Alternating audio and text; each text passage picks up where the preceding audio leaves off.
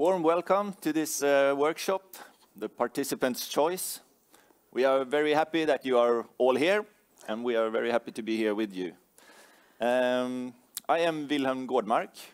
And my name is Ingela Isaksson, and we work for the Swedish Agency for Marine and Water Management, and we are the project management or project leaders of Pan-Baltic Scope.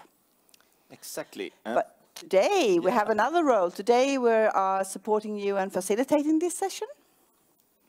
Yep, and it's participant choice, and you're very welcome, as you said, everybody coming in now too. We will try to have some kind of structure on this workshop, but this workshop is mainly about your knowledge and what you want it to be.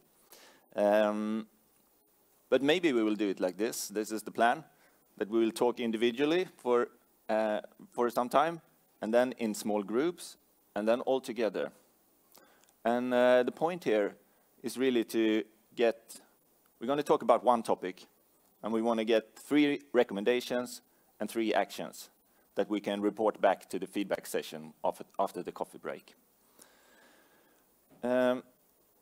Yesterday, we had, all of you had a possibility to propose a topic, and then we had the voting, and we have a winner. But before that, I want to talk about the law of 2 feet. Maybe you heard about it, but you're all free. You have just chosen to be here voluntarily. You can choose to leave if you want to. If you at any stage feel that you're not learning, or you feel like, I'm not really contributing, you're free to use your feet or whatever means you want to and go somewhere else and try to learn something there or contribute there. So, no pressure, do what you want to do. And please contribute as much as possible. Exactly. I think you all have good ideas and good thoughts, because I guess most of you have run into this challenge. We should also mention that we have voluntarily grabbed hold of Malena, who have been willing to put some notes down, so she will be helping us with the rapporteur. So big thank you for that. Thank you. Okay, so the voting. Before we come to the topic chosen, then it's good to know those rules. 4 rules. Whoever shows up are the right people. That's you. Whatever happens.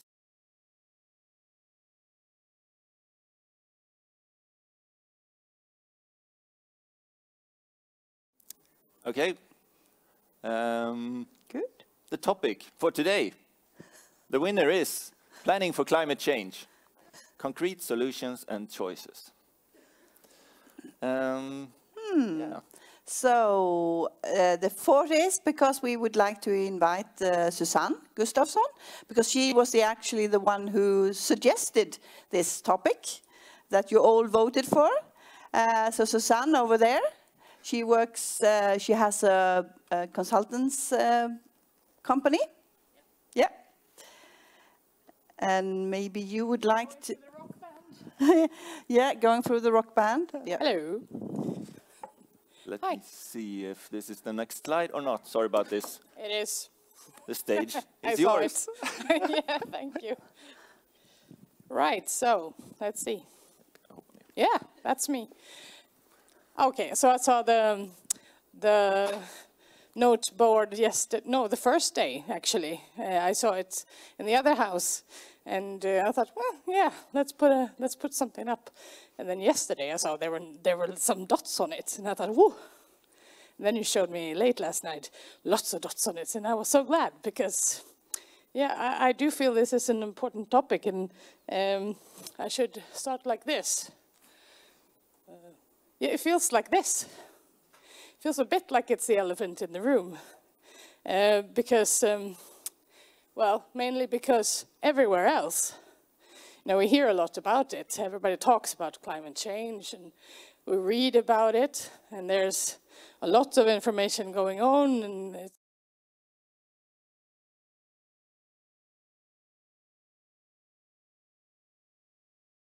Greta Thunberg from Sweden, who is in the middle of the Atlantic now again, because of it.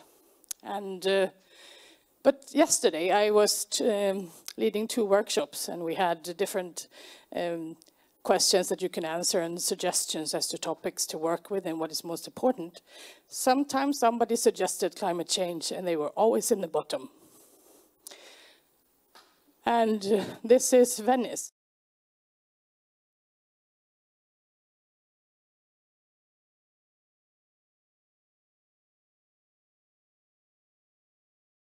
Already.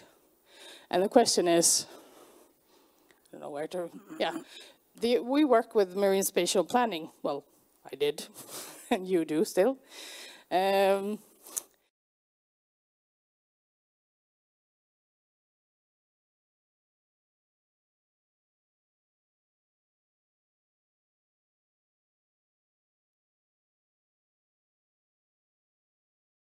ocean. 71% of the Earth's surface is the ocean, but it's 95% of all space where life exists on Earth. So it's almost everything.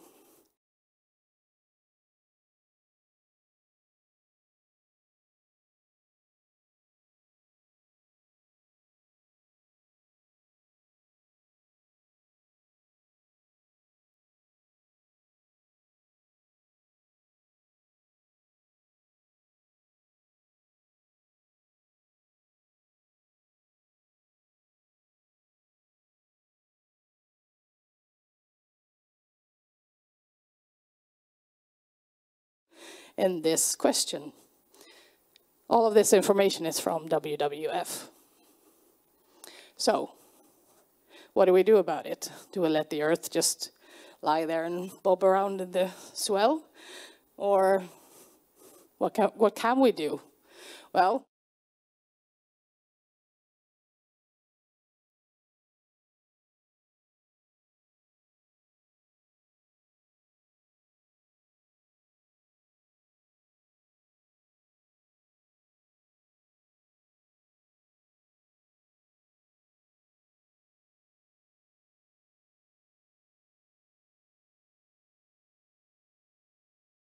isn't really meeting this. So, yeah, that's basically what I had. That's why. Thank you very much. We can do it, my final thing. Thank you. We can do it. Okay, thank you very much, Susanne. I would like to ask all of you to grab hold of your neighbor, or if you're too shy, then maybe you can sit by yourself.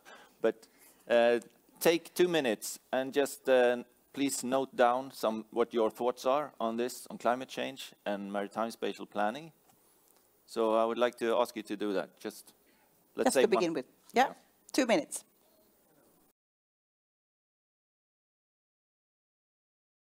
Two minutes. Thank you. So, could I ask some of you any of your thoughts? Anyone want to share? Yeah, over here. Thank you. You can say your name and just... Hi, my name is Emma Hospice. I work for Ørsted. We are the largest developer and operator of offshore wind. I've been listening with interest to a lot of the talks, and I'm really glad this subject was picked because I felt climate change was slightly missing from this kind of area of marine spatial planning and how we can actually get to reach some of these targets that have been set. In particular, the EC has set really quite ambitious targets now towards offshore wind. Also, the International Energy Agency produced a report not that long ago looking at the potential for offshore wind in Northern Europe. And I mentioned a couple of things in a few sessions yesterday as to, I think marine spatial planning really needs to align with energy policy. Offshore wind has a huge part to play in mitigating climate change over the next however many decades. And I think it really needs to be part of this integrated approach to planning. We need to include offshore wind. I would also advocate that any of you working in MSP include the industry. You know, we have quite a lot to say. We're quite happy to work with you and help you in terms of how offshore wind is developed. So I just wanted to put forward that view. Offshore wind really does need to be part of this discussion. Thank you very much. So, sorry, align the energy policies and make use of, or let the industry take part. Okay, please say your name and... Yes, hello, my name is Kai Trümpler. I work for the Federal Maritime and Hydrographic Agency of Germany. And I think it's true that one of the major things we can actually do against climate change is the installation of renewable energy, offshore wind and others on the sea. But however, we very critically, then when we look at the targets that you have alluded to, we come to the point where we have to ask uncomfortable questions. For example, do we choose the birds or do we choose climate change mitigation, right? I mean, there may not always be, like Rona puts it, a way to do all what we want to do in renewables, while at the same time giving nature conservation the full due it is, it should receive. So I think I would like to hear some answers on what do we do when we are faced with these uncomfortable choices. Birds or climate change mitigation? Okay, any more thoughts? Thank you very much. There's one over here. Hi, it's Stefan Husa from the government of Åland.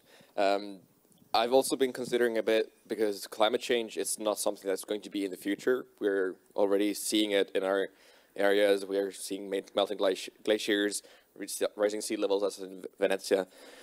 So I also want to highlight the need of MSPs trying to identify refugee areas, for example, for climate refugees. Where is the new coastline going to be? Because we're going to have a different sea area in the future than we do have right now. It's going to be possibly even a major land and sea interaction, if we want to use it that kind of word. So we have to adapt or die, usually what Darwin says, but we have to keep a bare minimum of change, but it's still going to be a change in the future. So MSP has a big role in trying to find a solution for that change, but still consider that there is going to be change. It's not like something is already solved. Thank you very much. One last comment, or maybe two? Yes, please. Perhaps you get 3 or 4 also. Thomas Johansson, Swan. My question is, what should we do with Natura 2000 when the rare species and biodiversity had gone from that area affected of climate change? We had a legislation in the EU that we, as far as I know, cannot move Natura 2000. Time to change. So protected areas, if the species change or move, or habitats, what to do. Okay. We have one over here first, and then we're gonna move to the next section, I think. Please go ahead. Yes, there's one kind of topic that was not mentioned, yes, carbon storage idea that MSP could be for planning for that, but like Aaron pointed that, there has to be the supporting legislation that we don't have yet, but it's just kind of an additional topic to this. And of course, personally, I might comment that, I mean, there is no lack of attention to wind energy in MSP. I don't think, because it's the driver in many countries in any case. So, but surely there could be more thinking of renewable energy issues, surely, with these complications that Kai mentioned, and what trade-offs we have to deal with. Yeah. So it's a drive, but is there enough wind energy still? Okay, I think we're going to move to the next phase, Ingela. Yeah, and I think I've just talked to Tom from Ireland, and Tom, they have just launched their marine spatial plan, and I would like Tom to give some inspirational for the next thing, because they have actually dealt with climate change within their plan, and we'll make sure that you be able to. Let's see. Yeah, and I would like to remind of the law of 2 feet while we do this technical stuff, and also that we have a rock concert set up back here if anyone plays the drums. Maybe that could contribute too. Okay. Yeah, is that all right with you? Yeah, fine.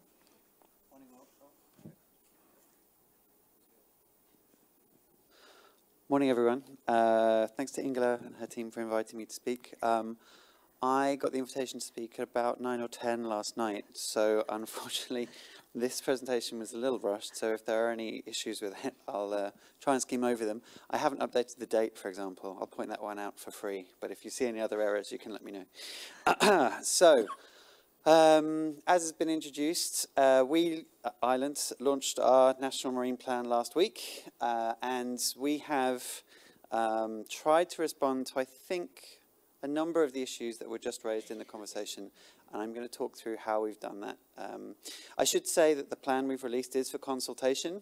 A lot of the things in the climate change area and how marine spatial planning deals with it are quite new. Some of them are more traditional, I guess, for MSP, like offshore renewable energy, but some of the approaches we're trialing, and we're deliberately throwing some concepts and words out there to see how they stick with our stakeholders and see if they're acceptable. And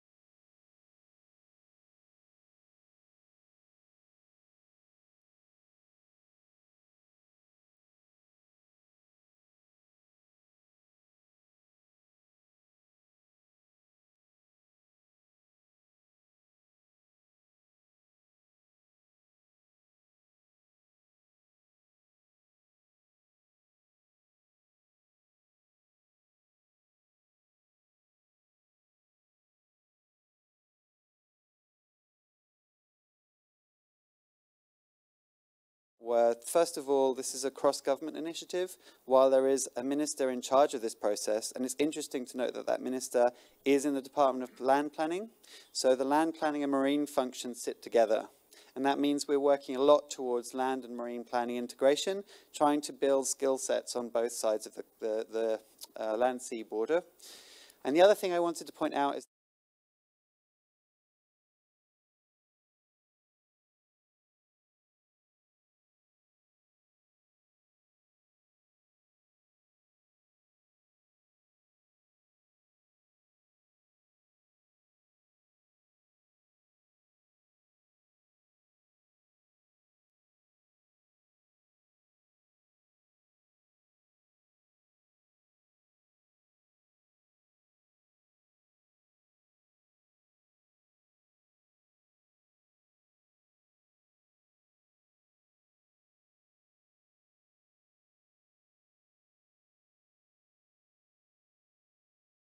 sailway. It's going to take a while. Obviously, the main aim at the moment is meeting the March 2021 deadline for the plan being adopted, but there's a lot of work behind the scenes on primary legislation revision, systems change to support MSP as a concept more holistically. I guess the main point to underline on that slide is the government is adopting MSP as a tool for change, and I think that's a really important keystone when you're talking about trying to make large changes, particularly in areas like climate change. So this is what our plan looks like. This is actually a hard copy. And as I say, it was launched last week. We did all the assessments, etc. That's our minister launching it. So really good to have him involved. He actually chairs regularly a group, stakeholder forum, expert group, that's about 30-odd people of industry, charities, NGOs, etc., who all feed into our process. And he has been really helpful and really pushed the process forward, which has been great. So, climate change policy approach, there's a lot in the document. If you have a chance to have a look, I'd welcome your comments. It's open until February. But just to point out a few things, and I guess we can split it down traditional lines around adaptation and mitigation. So on the adaptation side, you've got policies encouraging development to think about lifetime in their development. So one of the big issues in Ireland to do with climate change is actually going to be about storminess in the Atlantic. So we're expecting higher waves more frequently, higher winds more frequently. So when you're talking about operating environments, there are different challenges to how they are now. So we need developers, when they're thinking about putting things out there, things like aquaculture development, things like renewable energy, to be thinking about those pressures, now when they're putting their proposals forward. On the other end of the scale, we've been thinking about prioritizing infrastructure and natural features that support adaptation. So that's things like coastal defense, be it hard or soft, if you want to call it that, and trying to ensure that you're making space for those and thinking about space for those when you're making other decisions that are proposed in that area. On the mitigation side, the Irish government's put forward quite a firm target to have 3.5 gigawatts of offshore renewable energy by 2030. We have one offshore wind farm in Ireland right now, and it's 7 turbines, and it's about 10 years old. So we've got a long way to go in the offshore renewables sector, but we are working closely with our Department for Energy, both on the processes, the plans, and integrating with wider energy policy on that, including networks. And I suppose it's worth pointing out infrastructure for low carbon energy. One of the elements of that is an interconnector that's going to be running between Ireland and France. The main principle being that France can send nuclear energy to Ireland, and in time, Ireland wind energy to France. So there's a wider connectivity being looked at in energy policy in Ireland, and marine plans will play a part in that and articulating that development as it progresses. And then there's referencing. Marine plans can't do everything, and I think we have to recognize that while plans are a great way of articulating in one place what the marine activities going on are and what the future might look like, it's never going to be the single lever for decision making in a country. But you do need to recognize where the other bits and pieces are that people need to know about. So there's a lot of cross-referencing. And then there's future opportunity, things that we know that are likely to happen in the future.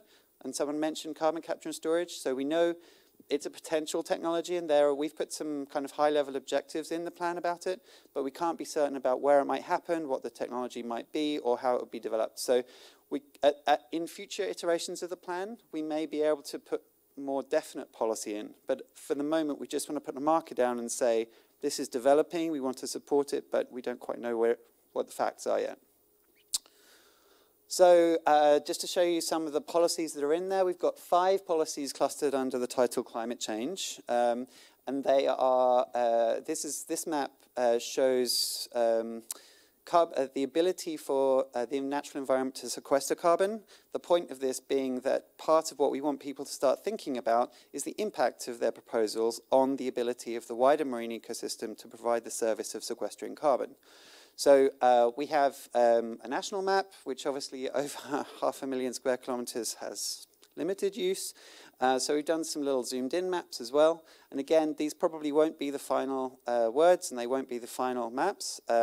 We're putting them out there in the consultation to see what people think. But the idea that we need to think about conserving the ability and the service of the environment to sequester carbon is, I guess, what we're testing. How we actually end up describing it is something we'll be working through. Next, on renewable energy, an important part, and I mentioned that Ireland's still kind of catching up, particularly with other parts of Europe on renewable energy. At the moment, we have a very market-led approach. So you'll see on the eastern seaboard, there's a number of places, mainly in blue, that are subject to concept and early planning exploration work. But what we're moving to through planning is going to be the plan setting out strategic direction, and then specific industry guidelines which will provide more spatial direction and process direction. But in the meantime, what we wanted to express in the draft plan is that there are spaces being considered for this activity. Dear other activities, please don't go there for now. So just making a really clear footprint that offshore renewable energy is coming. It's going to be likely in these spaces. Be aware, check with people, get involved with the discussions that need to be happening. Finally, I want to take the opportunity to make a shameless plug to invite you all to Cork next year, where we could discuss climate change in MSP further.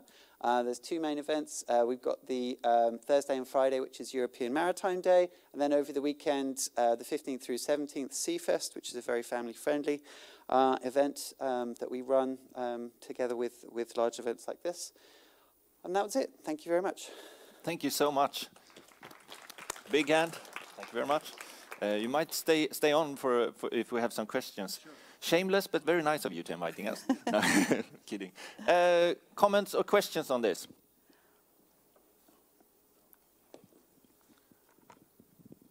No? But too early in the morning. But will this plan? How much offshore wind energy do we need? How much production do we need?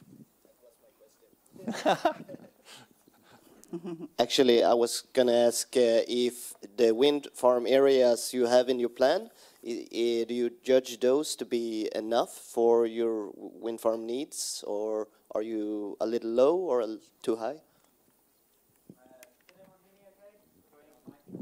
You can have one here. Yeah. Okay.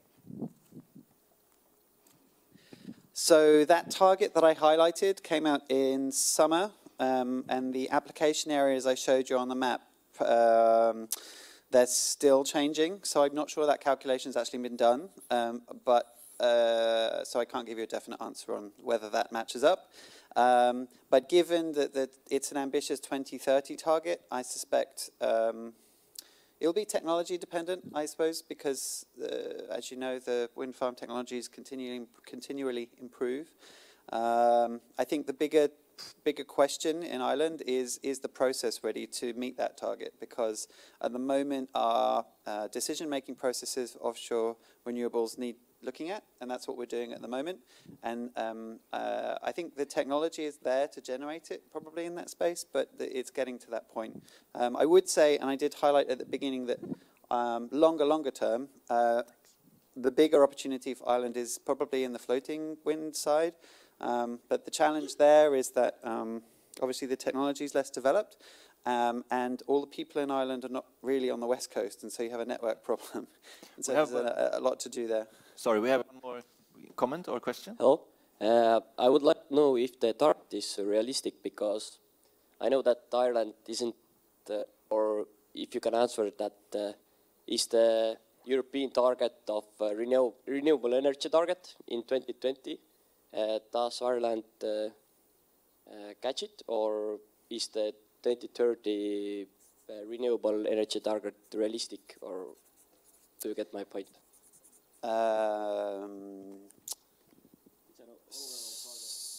So yeah, I can't tell you that right now, but I can tell you that renewable energy on land is more developed. So there are lots of onshore renewable developments, and I think the European strategies and objectives have been feeding into the national plan.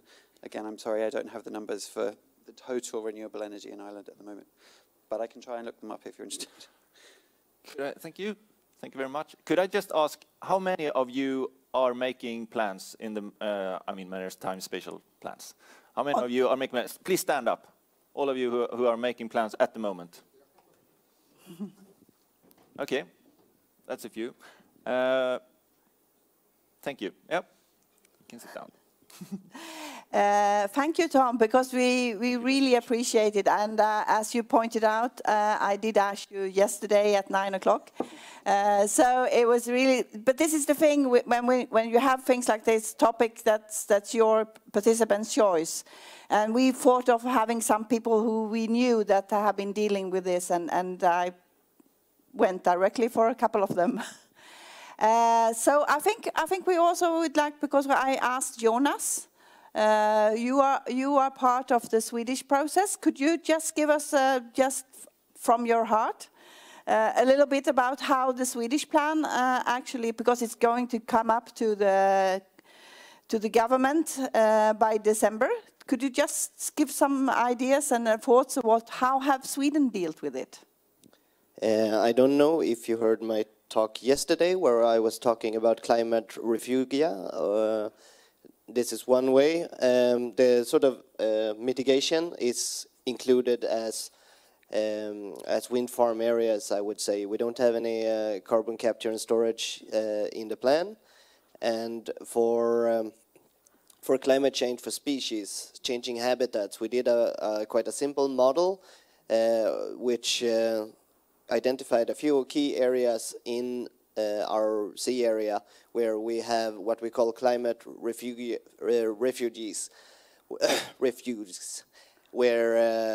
will basically be the last holdout areas for certain key species, where they will remain while the rest of the will probably remain, while the rest of the area will change. So we set those areas aside as a special consideration for nature values, the small N areas, as we call them in the Swedish plan. And we are currently updating the underlying data for that.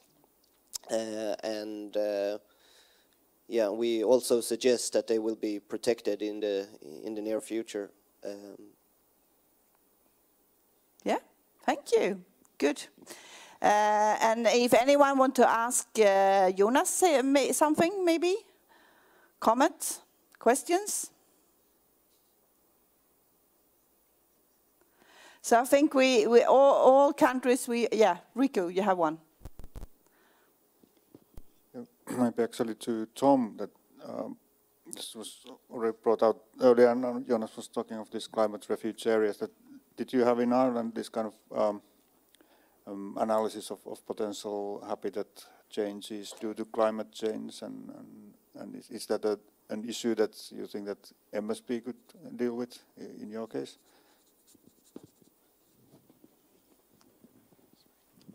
So thanks. So alongside the plan development process, we put our national legislation, the transposition of the directive was adopted in 2018. So we've been trying to do a lot at the same time. And alongside the plan development process, we have over 20 individual projects looking at various aspects of MSP, generally EMFF funded. And two of them are looking at climate change. And I looked at some preliminary results from that last week. So that modelling is happening, but we don't have the outputs yet, and it's not in this draft plan, but I hope that we can bring it in. I did watch the presentations by Jonas yesterday, and I guess I also went to the cumulative impact one, and I went to the, which is where you presented, and I also went to the green ecosystem, the green infrastructure one, and I think watching those in combination, I was left with the question, if you're going to take the climate refuge approach, what's the driver for it? If you are doing it because you want to maintain ecosystem services for human use, you're not talking about conservation, and those refuges should be maintained so that they can continue to be exploited, I suppose, to provide those services. But I think by the end of the day, I kind of was it looked like that actually the climate refuge approach was being managed as kind of a conservation measure. So you'd be putting those, they'd almost be conservation designations and probably low impact or no take type places. So I think I need to do a bit more thinking about what climate refuges mean and what they're for before we explore a bit further about how that concept is applied in Ireland. Is that fair? I can also add here that if any of you know of any initiative that does something similar or also aim to ensure habitats for climate change or have any other climate change adaptation specifically ingrained in the marine spatial planning, please come talk to me afterwards because I'd like to hear them. Yeah, so we strengthening the network and raising the awareness. I think that's really good. I think I'll actually see if I have someone more. I have a woman who has been working with this issue. I think you made it. Did you make a thesis upon it, or is it your master? No, it's a research project. Sorry. So could I please invite you to the scene? Because I got to know about you, so we've been texting each other during the night. And please, the floor is yours, and maybe you could present yourself. Thank you. Thank you so much for the invitation. My name is Catarina Frazão Santos. I'm from the University of Lisbon. And no, this is, so I finished my PhD 3 years ago in marine spatial planning in Portugal. But looking at it more from a policy perspective, ocean policy analysis. And then we started to go to a broader level and started to look at climate change and the climate change challenge for MSP. And then last year we were funded, we were granted funding to develop a 3-year research project on the topic. And we kept it at the global level so far. And next year we'll hopefully focus on the Portuguese case study. But so far what we have done is to try to understand the conceptual ways on how marine spatial planning can be affected by climate change. And we actually have a review paper under consideration being pre-accepted maybe in Nature Sustainability. So we really hope that comes out soon on this topic. And so we know that climate change will change ocean conditions and marine ecosystems and their redistribution in space and time. And because ocean uses rely on those services, they will also change in space and time, and their intensity as well. And because marine spatial planning basically deals with organizing the distribution of uses and managing the conflicts between uses and the environment and among uses, it will also be affected. And so, due to all of these changes, we will have potentially new conflicts between uses. We can see that fisheries are changing in space in several places. For example, the United States has a lot of work in that area, species moving polewards. We will also have new conflicts between uses and the environment, and you can take the example from the Arctic, where previously areas that could not be accessed, now they are, and with impacts on key ecosystems and the local communities, human communities that rely on them. And we will also have legal issues because a lot of these ocean uses rely on use permits to take place. And so marine spatial planning can take a key role in minimizing these impacts, on helping to, if we are planning and considering these effects, we can actually help to decrease negative impacts. But the key question, I think, the million-dollar question is how? And this will, of course, change from place to place. And this will also change not only because of geographical and social and political contexts that change, but also because different ocean uses are differently affected by different drivers of change, climate-related. And so we need to take analysis to local level, at least to national levels. And so what we have been arguing and advocating for in the last year is that there are two major lines of action that MSP can, that we can develop to ensure that we have climate-smart marine spatial planning.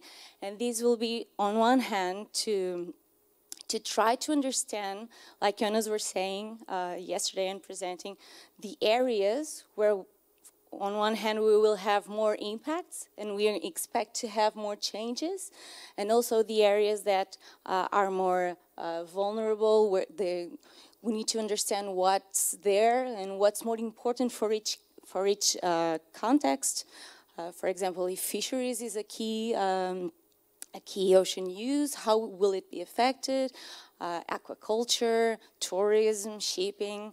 So on one hand, we need to develop this kind of analysis, but on the other side, we will never be able to plan for everything, and there's uncertainty, and so we also need to ensure adaptation mechanisms. We always need to ensure that marine spatial planning is adaptive, and how to do this, because we also need to ensure that balance between flexibility and certainty for ocean users. So that's an additional challenge here. And so there's a lot of operational approaches that could be used, like dynamic ocean management and anticipatory zoning in the Arctic, or even just the simple adaptive management and adaptive governance, which is not simple at all. And this, again, there's not one solution to fit all cases. And so there's the need to conduct local and national assessments. But these two are key points. And a third one that's also important to pave the way for these two is to make sure that policies for marine spatial planning and policies for climate change are hand in hand. Because you can see, if you take a look at national, regional policies and adaptation plans for climate change, and I'm just finishing. No, I'm signaling to Kai. Sorry. Not you. Okay. If you take a look at climate change strategies and plans, you will not see any reference to ocean planning or even broader ocean management. You can see things about fisheries and conservation and something about the coastal zone, but not much more than that. And if you go to MSP policies, you will see some references to climate change, but in a very vague way. If you take a look at the EU MSP directive, for example, climate change is recognized as a challenge, but that's it. And we really need to raise awareness of this key topic that will have a lot of effects that will affect marine spatial plans. And we need to start preparing and rethinking it today and not when impacts are really in place. And so that's more or less what we have been doing. And the next 2 years, we hope to carry this further with case studies in Portugal and some other places. So thank you very much for the opportunity. Thank you, Katarina. Because this is really, I think it's so important that we share the knowledge and share what's actually going on. And that was one of the purposes of having this global meeting regional. To actually be able to, not only for us in the Baltic Sea region to talk with each other, but also have to inspire it from people from the outside. So I'm really pleased that you could contribute. But I would like to ask, is there anyone who would like to comment or anyone to, yeah, Kai? I will run with the microphone and on the way I will ask Ingela, what do you think after this? Shall we go to group work? And get this, as you said, we need to start today. We need to get going now. So, a comment, please. Yes, thank you. And I can't wait to see your article once it's out, and it's very instructive. So please let us know when it's out. Just like the one thing I would like to comment on is the framing of the issue as we need to address something as the MSP community. Right, because I think what we as the MSP community can do is like work on the MSP toolbox that we have and like come to a common understanding of like, for example, what the ecosystem-based approach is or what our best management practices are. But if it comes to question like, do we want to protect coastal communities or where do we set certain priorities? That's not a question for this amorphous MSP community. That's a question for the state, for the coastal state to answer. And then once he has found his answer, there's like the MSP can be a tool to like put in place the policies they have decided upon. But I'm afraid it's going to be too much of a burden for the MSP community and conferences like this to come up with answers on these hard policy questions that ultimately can only be decided by the state. Yes, I agree. I think that our role should be to highlight eventual potential pathways. And then, in the end, the decision is always at the local or national scale. So, but I think that's valid for all the challenges in marine spatial planning, from policy to environment to engaging stakeholders. We can only lead the way or point the possible alternatives.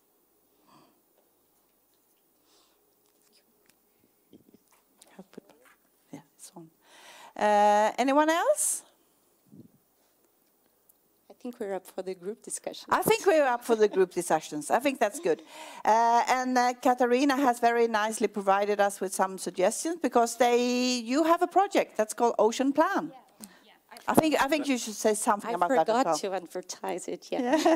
I could have had a slide. So Ocean Plan is a project based in the University of Lisbon. I'm the coordinator, but we have a great team of international experts in MSP and climate change, from Tundi Agardi to Charles Ziller to Larry Crowther in the States and Mike Korbach from Policy, to Hans Otto Portner from the IPCC, and a lot of other good researchers, Helena Gissi from Venice. So it's based in Portugal, but it has people from every different places. And And one of the things that we want to do next, and also because we really need to have starting outputs of the project after a year, is to launch a survey. And I invite you all in a couple of weeks to go to our website. And it's oceanplan/project.com. And we will have a survey to try to get to the community, MSP community and broader scientific community, to see what are the perception of people about the importance of climate change as a challenge for marine spatial planning, and also case studies that people are aware, and also how can we go forward. And so some of the questions that will be presented are some of the key questions of the survey, but there will be some more detailed ones. So I will use Twitter and MSPforum to let you know in a couple of weeks when it's available, and I'll kindly ask you to be part of it.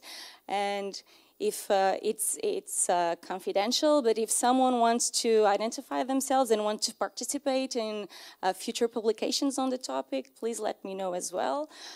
Because what we really want is to gather all brains possible together and find good solutions, or at least potential ones. So that's it. Thank you. Yeah, thank you very much. And I think we will invite you all for the possibility to actually be part of this survey. So I think we can make a link when we send out the thank you and things like that. So. Thank you very much. Yeah, cool. Now, I would actually like you to stand up. Can I please ask you to stand up? Not too much trouble. I can always ask. But I would like, I think we need to be like 4 or 5 groups, and I think I would like you to be kind of self-organizing, but maybe 3 groups here in front. You will have 3 papers for this group work. And there's a table behind there. I think, Stefan, if you could go and fetch that table and collect a small group over there. Because what we want to do now is really getting down to this, getting 3 recommendations, the main recommendations. So how can what can MSP do about climate change? And also, if you can come up in relation to these recommendations, if you could come up with some suggestions for actions. Exactly. So 3 groups, don't be shy, come on. We're all in the MSP family. Yeah, brilliant.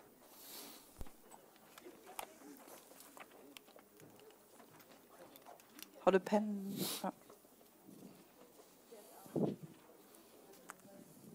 Sorry, friends, to intervene. Mother Earth is calling to you. We need your help. I've seen there's been lots of very fruitful discussions. So I would kindly ask one person in each group, stay where you are. You don't have to move. One person in each group, just to give us an idea. What have you been talking about? Yeah, please. Well, we have been talking about planning and the climate issues, obviously. So do you want me to say something about topics we put, is that what? The outcome of your discussions. Sorry, if I may, we talked about, we started quite freely and then went into if we want to recommend one recommendation to the MSP global guidelines to be coming up, what would that recommendation be?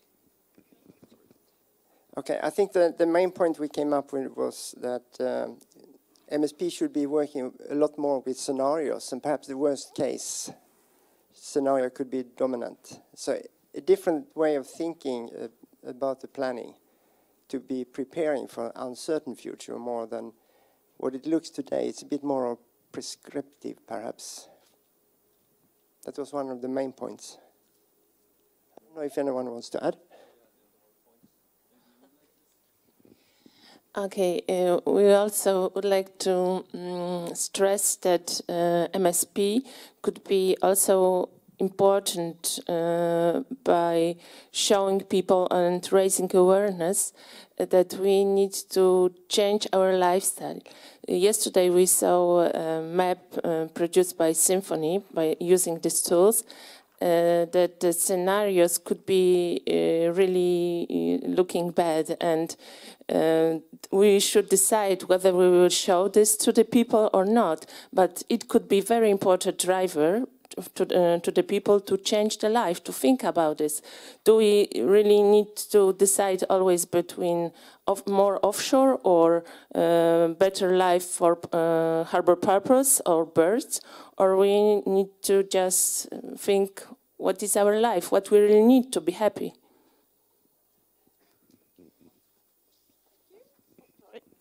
Thank you, and we pass on to Katarina. Thank you. So we discussed a lot of topics, but choosing just some of them, not to read everything.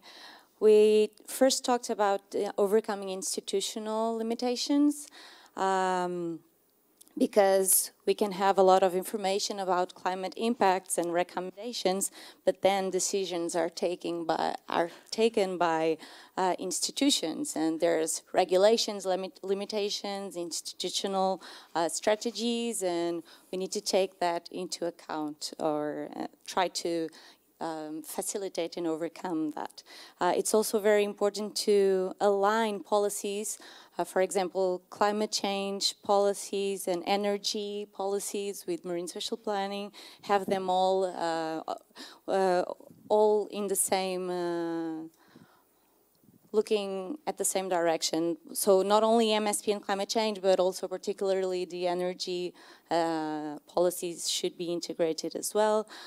We should raise awareness on this topic and, for example, develop guidelines to support planning, some sort of guidelines to help member states further develop and integrate climate change issues.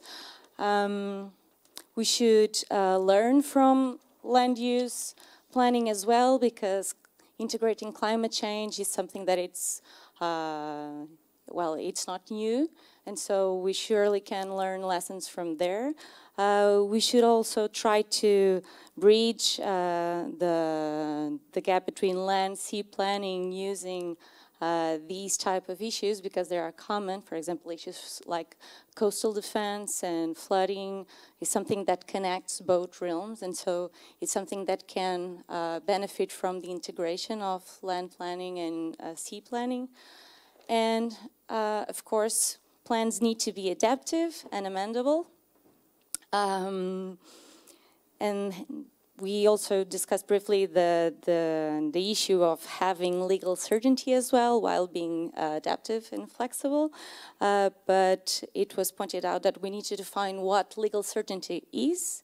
It might not mean that the area for fishing is always that one, but it might just mean that we know the rules of the game, and we know that they will be adaptive according to scenarios. And we must we must really take seriously the precautionary principle and select measures that work for most of the scenarios that we have. Yeah, thanks a lot. I think we should move on to the next group, please. Yep. Now it's on. Okay, thank you. This is very nice. We can continue what has been started to discuss, because we kind of see some overlaps. And we had one very concrete example, which led us to kind of a recommendation to introduce green infrastructure to store CO2 and reduce eutrophication. And that could also have some economic benefits. And we had an example of Port of Vigo, who have actually started to introduce something like this. Then we started to discuss shipping and what is the effect of shipping on the climate change, and what could be the opportunities to kind of reduce it. And what we came up with was a really land-sea interaction recommendation that if we want to achieve a more environmentally friendly transport, we should integrate shipping with land transport, and we should calculate the routes and the means of transportation that would reduce that would like produce the least amount of pollution, and this cannot be done only on the sea. That must be a complex solution. And at the end of our discussion, we also touched this question of the lifestyle and consumption.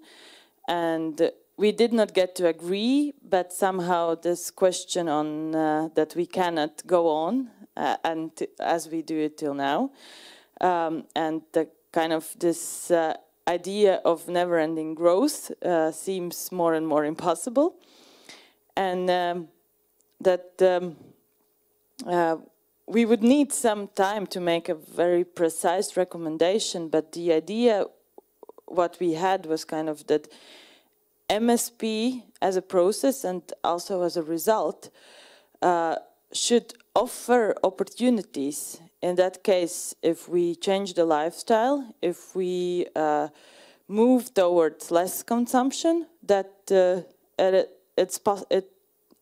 the plan does not foresee the growth, but that it also provides opportunities in case of degrowth or regrowth. Thank you. Thank you very much. Okay. I'm back here with one group. I think, are you the group? Yeah? Who wants to have a word?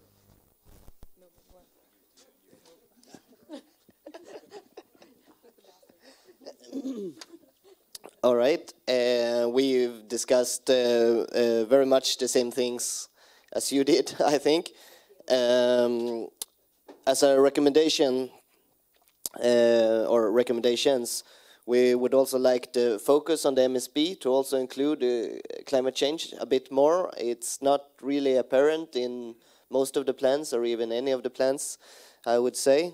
We also highlight the need for adaptation and a higher level of integration with other policies and strategies, for example, coastal zone management and utilizing the MSFD targets to a greater extent. And more concrete for actions, we said that we should increase the knowledge of climate change impacts on the sector, so we understand what effect it will have on them in order to prioritize the sector needs and plan for those. And then we also would like that marine spatial planning is better connected to the coastal zone management, so we can plan for example, wetlands and mangroves and natural defenses and seagrass areas to be more integrated for these storm surges and extreme events that we will likely see increasing. And then we also need good communication tools to be able to communicate this efficiently to the public and to politicians. Thank you very much. Anything to add? Yeah, I mean, so just that, saying that the other directives of EU, such as Marine Strategy Framework Directive, which many countries like France started directly MSP with the same direction with other directives, and there's a lot of work done, identified issues to reach good environmental status and the problems and critical issues in the areas. So I think MSP also should use the existing knowledge that we have about environment to tackle with climate change. Yeah. Thank you very much. Thank you. Great work. We have the last group, and we have about 2 minutes. Oh, okay. Well, we've only got 3. I'll be quick. So we talked a fair bit and then kind of summarized things into what we hope are fairly direct actions. So the first one was we took on the question that was raised earlier about how you manage conservation objectives in the face of climate change. How do you make them adaptable? And we just felt from as a start point, climate change should be a bigger factor in deciding designations of conservation areas alongside biodiversity, populations, the normal things you would consider. So they should be, the designation process should be more future focused to enable resilience.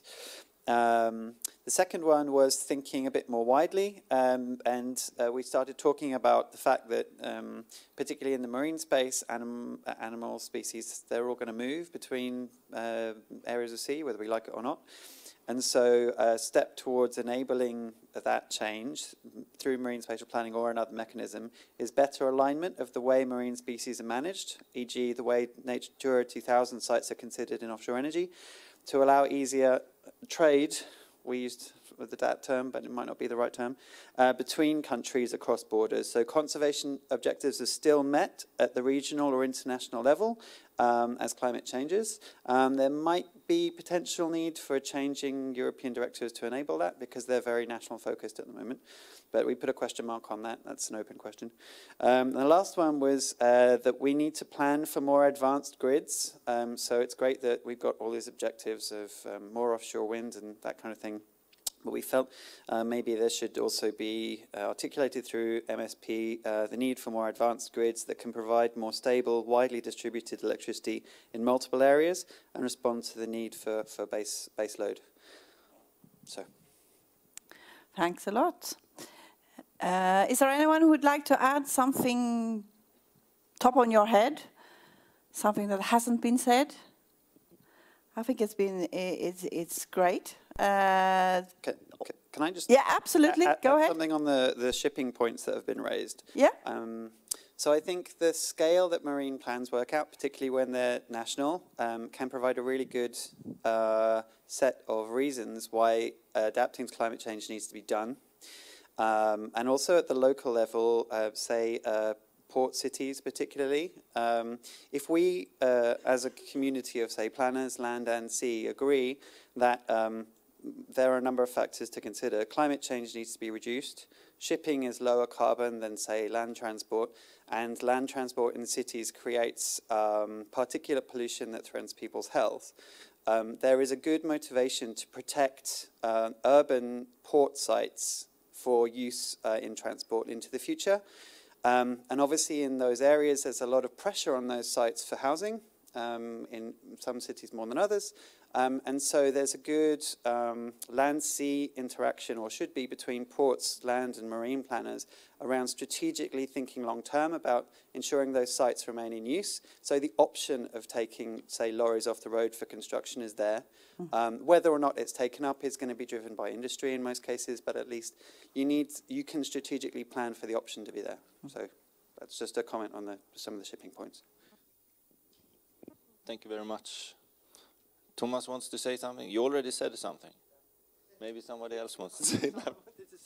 Yeah. So I think the way we're thinking of planning could perhaps be changing a bit. And for me, planning is about preparing the society for the uncertain future. So that's why I'm proposing this, that we should work more about scenarios. And it's a stepwise approach. So maybe, I mean, we're talking about plans with a horizon of 2030, maybe 2040, but that's almost now. So we have to have an idea about what would it look like in 2075 or 76, because talking about the offshore wind industry, if they haven't started preparing themselves now, they won't be finishing their first meals before 2030, I think. So more preparing for the uncertain future, and that goes very much in hand with the climate issues, because we don't know where the climate issues will take us. Thank you very much. Sorry, I have to stop you there, but that's a very good point. A very good point. I think what we've been doing, what we're going to do now is we will be collecting all your ideas. But I think what I've been hearing is aligning policies. Also prepare for the future scenarios, and also make it possible for renewable energy, to make that possible within the plans. But that's the one that came up top of my head. But I have to look into what you actually said and in the end. But we will make sure to put this all together. And if you like, we can share it with you. But I think we will do it within the website. So with that, actually, our time is up, and we just want to thank you very much for proposing the topics and choosing this one and coming here and making this happen, all these recommendations. Thank you very much. And after the coffee break, we will all gather in the Magnum Hall where we were in the beginning. And the gift, look, the gift box is for all of us. I'm going to place it over there, and you can have a gingerbread as long as it's still some there.